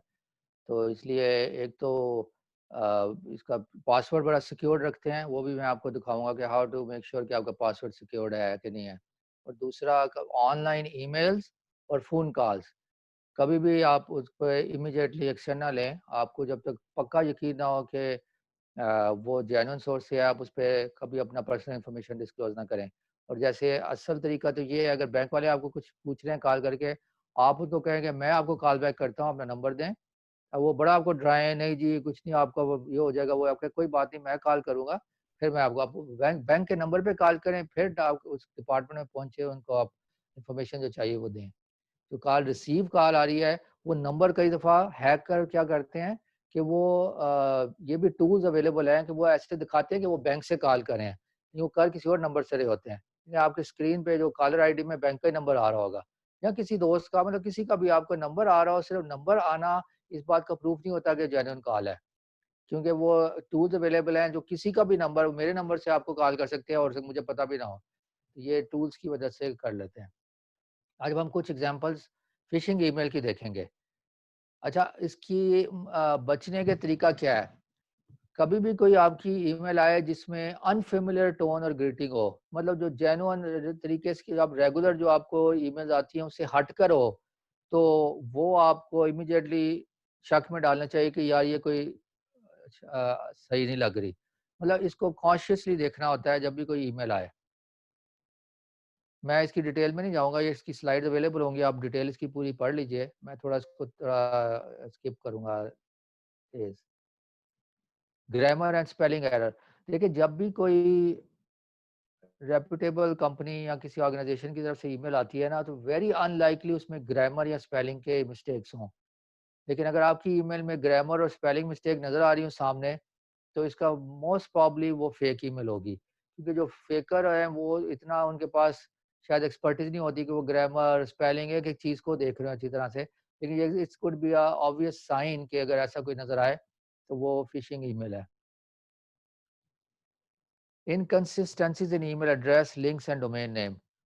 तो अब इसमें क्या होता है कि अगर आपको डोमेन नेम या ईमेल एड्रेसेस जहाँ पे लिखे हुए हैं वो बड़े थोड़े अनयूजुअल से नज़र आ रहे हैं जो कि ईमेल में उन्होंने शेयर किए हुए हैं, तो उसका मकसद है उसका इमीडिएटली आपको पॉइंट आउट होना चाहिए कि ये सही नहीं लग रही है, ईमेल दुरुस्त नहीं लग रही है। स्पेशली सेंडर की जो ईमेल एड्रेस होती है ना, एक तो सेंडर का नाम होता है ना, एक सेंडर की ईमेल एड्रेस भी पीछे नज़र आ रही होती है। वो आपको डिटेल में जाके देखना पड़ता है ईमेल के। तो उससे आपको पता चलता है कि वो सेंडर वाक़ई वो उसमें क्या होता है, जैसे आपको नाम नज़र आ रहा है एबीसी बैंक, आप एबीसी बैंक की जो ईमेल एड्रेस हेडर में आ रही है उस पे क्लिक करें ना, तो पीछे आपको उसका एड्रेस भी दिखा देता है, कि किस एड्रेस से भेजी है।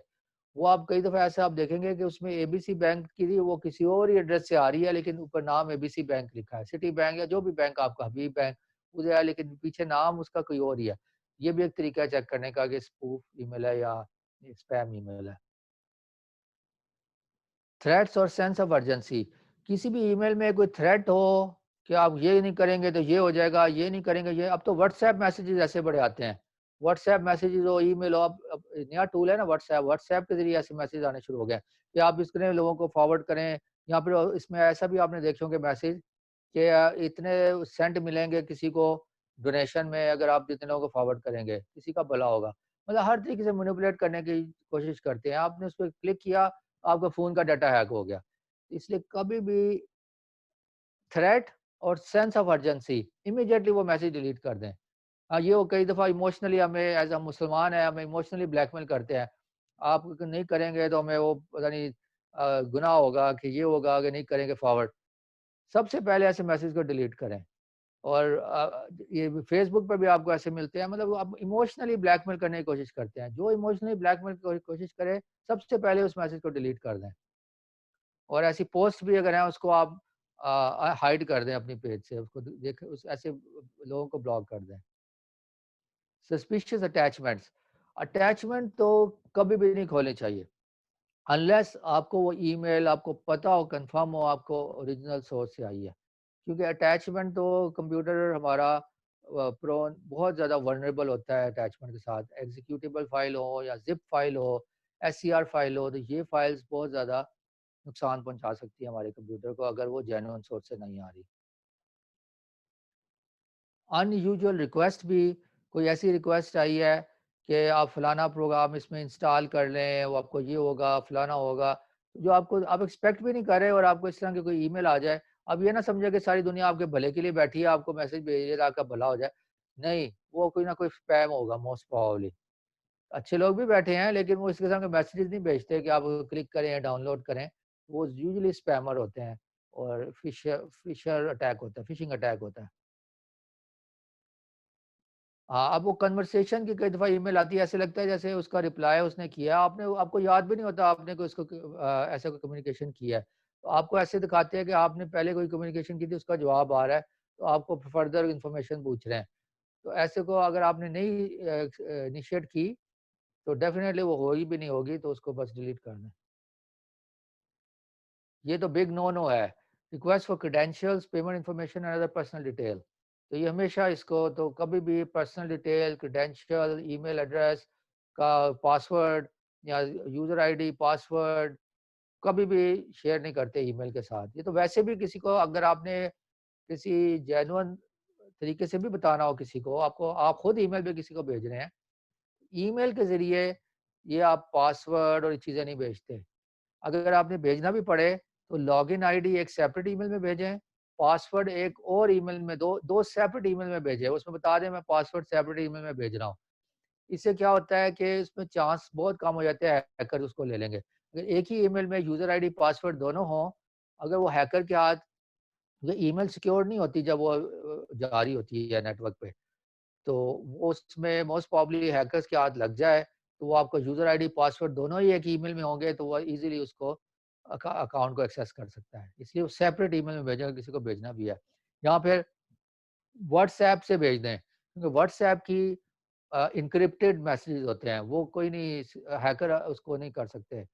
हाँ, अगर आप हैकर को ही भेज रहे हैं वो अलग बात है, लेकिन आप किसी जेन्युइन सोर्स को अपने जस्ट किसी फ्रेंड को भेज रहे हैं जो आपको पता है कि वो आपका फ्रेंड ही है, का नंबर आपको सही पता है, तो फिर आपको वो एन्क्रिप्टेड मैसेज होते हैं व्हाट्सऐप के। अच्छा, अब ये अब एक्चुअल एग्जांपल्स हैं फिशिंग ईमेल की। ये आप देखें, इस एग्जांपल में क्या है कि उसने कहा है कि password associated with this account will expire shortly. To continue using this account without any changes, click on the keep my mail account button below. अच्छा, अब ये दिखाया हुआ है, ये असल ईमेल की एग्जांपल है जो कि फिशिंग ईमेल आई हुई है। ये किसी यूनिवर्सिटी में किसी स्टूडेंट को भेजी हुई है। स्टूडेंट को कहा है कि आपका अकाउंट जो है ना एक्सपायर हो रहा है, इसको क्लिक कर दें तो आपको ईमेल, इसका अकाउंट जो है ना वो मतलब एक्सपायर नहीं होगा या ब्लॉक नहीं होगा। तो अब इसका तरीका क्या है कि अगर माय मेल अकाउंट जो लिंक उन्होंने भेजा ना, इसके ऊपर माउस रख के देखेंगे ना, अगर आपका एड्रेस ही कोई और आ रहा है नज़र, मतलब यूनिवर्सिटी जिससे ईमेल आई है वो एड्रेस नहीं है, तो इमीडिएटली आपको पता होना चाहिए हैक है। अदरवाइज़ इवन आपको अगर इसके बारे में अनक्लियर हैं, आप सेपरेट ईमेल जिससे ईमेल आ रही है उसको भेज दें और उनको पूछ लें कि did you send me this email, या इसको फॉरवर्ड कर दें, उनको पूछें कि did you send me this email just to make sure before I click, तो उसमें आपकी बचत हो जाएगी। लेकिन क्लिक करने से पहले बी केयरफुल, कॉशियस रहें। अच्छा, अब ये इस तरह की ईमेल मुझे भी रिसीव हुई है कई दफ़ा। उसमें कहा हुआ है कि आपके साथ शेयर डॉक्यूमेंट किया है, साइंड वायर पेमेंट रिसीट। अब कहते हैं मैंने तो पैसे किसी को नहीं भेजे, ये रसीद कहाँ से आ गई? हम एकदम क्लिक करने लगते हैं। तो यही वो चाहते हैं, हमें इमोशनली ब्लैकमेल कर रहे हैं, इमोशनली एक्सप्लॉइट कर रहे हैं। तो क्लिक करेंगे, उनके पास हमारे कंप्यूटर का कंट्रोल आ जाएगा। उन्होंने क्या होता है इसमें थोड़े डिफरेंट किस्म के program at the back end रखे होते हैं। जो हम क्लिक करते हैं वो प्रोग्राम एग्जीक्यूट हो जाता है और हमें पता भी नहीं होता, हमारे वायरस स्कैनर को पता भी नहीं होता हमारा कंप्यूटर हैक हो गया है और वो हैक हो गया होता है। इसलिए never click on such links. अगर आपको पता है आपने पैसे किसी को नहीं भेजे तो वाकई नहीं भेजे होंगे, तो रसीद कहाँ से आ जाएगी? तो मतलब it's a common sense approach. अब इस तरह के मैसेज, अमेज़न में वो कह रहा है कि आपको जो है हमने लास्ट ऑर्डर का रिफंड कर दिया है, तो इसको आप अपडेट एड्रेस करें। और ये अब अगर फर्ज करें आपने कोई ऑर्डर किया ही नहीं या ऑर्डर रिफंड ही नहीं किया, तो पहला तो टेस्ट यही है, कॉमन सेंस अप्रोच। फिर आपको कहेंगे ये तो फेक ईमेल है, डेफिनेटली फेक है। आप क्यूरोसिटी में ना क्लिक करें, यार शायद मुझे रिफंड मिल गया हो गलती से। ऐसा कोई गलतियाँ नहीं होती। ये सब फेक ईमेल फ्रॉडुलेंट लोग भेजते हैं, इसको आप डिलीट कर दें फौरी तौर पे।